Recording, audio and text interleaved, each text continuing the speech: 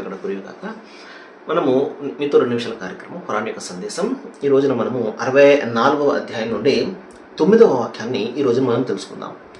దైవం తెలియజేస్తున్నాడు, యౌమ యజ్మఅకుం లియౌమిల్ జమ్ఇ జాలిక యౌముత్ తగాబున్ ఫమిన్ యుమిను బిల్లాహ్ వయఅమల సాలిహా వయుకఫిర్ అన్హు సయ్యిఆతిహి వయుద్ఖిలుహు జన్నాతున్ తజ్రీ మిన్ తహతిల్ అన్హార్ ఖాలిదీన ఫీహా అబదా. మహాశలరా, దైవం తెలియజేసే విషయం ఏమిటంటే, ఆ రోజున, ఏ రోజున, సమావేశపు రోజున, అంటే తీర్పు దినం రోజున ఆయన మీ అందరినీ కూడా సమీకరిస్తాడు.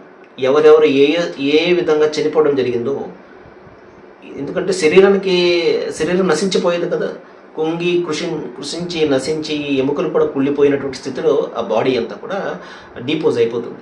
కానీ ఆత్మకు మరణం లేదు కదా. తిరిగి ఆత్మ అంటే మళ్ళీ ఆ ఆత్మ అంతా కూడా తిరుగుతూ ఉంటుంది, వేరే శరీరంగా వెళుతూ ఉంటుంది. ఇవన్నీ పక్కన పెట్టేయండి, ఇవన్నీ వీటికి ఆధారం లేనటువంటి విషయాన్ని కూడా. ఎందుకంటే మనం ఏదైనా మాట్లాడాలి అంటే గ్రంథం ఆధారం ఉండాలి మనకు. వేదాలు, ఉపనిషత్తులు, ఈ విధంగా కొన్ని ప్రామాణికమైనటువంటి గ్రంథాలు ఉన్నాయి.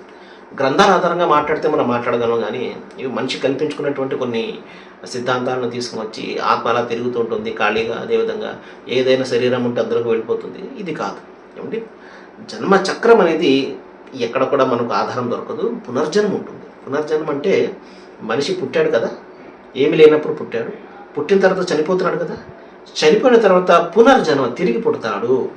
ఎందుకంటే అతను కర్మలు ఏదైతే చేశాడో దాని యొక్క ఫలితాన్ని అనుభవించడం కోసం. దాన్ని తీర్పు దినం అంటారు.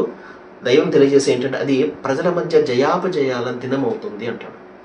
ఇక్కడ ఎవరైతే నేను గెలిచేశాను ఇక్కడ, లేకపోతే నేను ఏదైతే మార్గాన్ని అనుసరించానో అదే కరెక్ట్ అయినటువంటి మార్గము, ఇక నేను సాఫల్యం పొందినట్లే, నేను కైవల్యం చెందినట్లే, నిత్యజీవం పొందినట్లే, లేకపోతే స్వర్గం పొందినట్లే అని చెప్పేసి మనిషి భావిస్తున్నాడు కదా.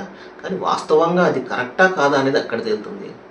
ఎవరైతే వీళ్ళు అది కాదు, వీళ్ళు ఇది కాదు, వీళ్ళు తక్కువ, లేకపోతే అది అని చెప్పేసి మనం నీచంగా ఎవరినైతే భావిస్తుంటామో, వీళ్ళు ఎక్కడి నుంచి వచ్చారు, లేకపోతే ఇంకో వీళ్ళు మనవాళ్ళు కాదు, రకరకాలైనటువంటి తారతమ్యాలు ఈ రోజున ప్రపంచవ్యాప్తంగా మనం చూస్తున్నాం కదా. కులమతాలు కావచ్చు, భాష పరంగా కావచ్చు, ప్రాంత పరంగా కావచ్చు, ఈ ఉచ్చ నీచాలు ఏదైతే మనం చూస్తున్నామో, నిజంగా తక్కువ వాడు ఎవడు, ఎక్కువ వాడు ఎవడు ఆ రోజున తేలుతుంది.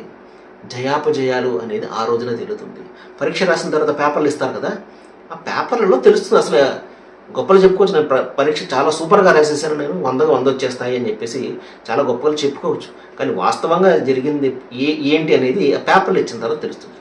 కాబట్టి మహాశలారా, ఆ దినాన్న మనమేంటో, మన జీవనం ఏంటో ఆ రోజు తెలుస్తుంది. సర్వేజన సుఖభవంతు. వాకృతవన అనిల్ హమ్దులిల్లాహి రబ్బిల్ ఆలమీన్.